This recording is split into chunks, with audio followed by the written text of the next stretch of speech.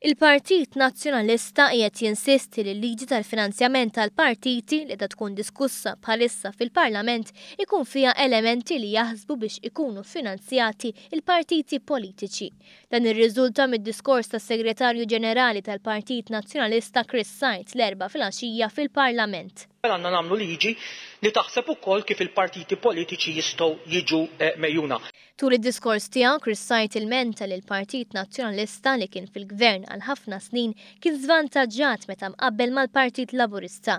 Saħansitra jrid li jkun hemm xi forma ta' kalkolu li bih il-Partit Nazzjonalista ikun ikkumpensat.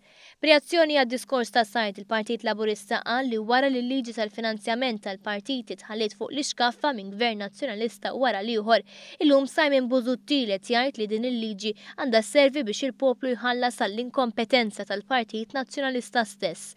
Fi stqarrjant qal li l-Gvern Laburista dejjem tkellem dwar l-importanza ta' liġi li tirregola l-finanzjament tal-partiti politiċi u li daħħal aktar trasparenza għal mod kif kienu jkunu amministrati l-fondi tal-partit.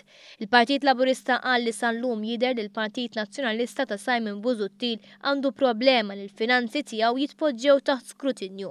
Dan għal kontra tal-Partit Laburista li mhux talli mill-Gvern qiegħed jipproponi din il-liġi iżda għal żmien twil ilu jippubblika l-finanzi tiegħu fil-Konferenza Ġenerali. Filwaqt li Gvern Laburista mmexxi mill-Prim Ministru Joseph Muscat irid bis-serjetà idaħħal aktar trasparenza permezz ta' din il-liġi u oħrajn bħal Simon Busuttil iridu jħallu l-affarijiet kif inhuma.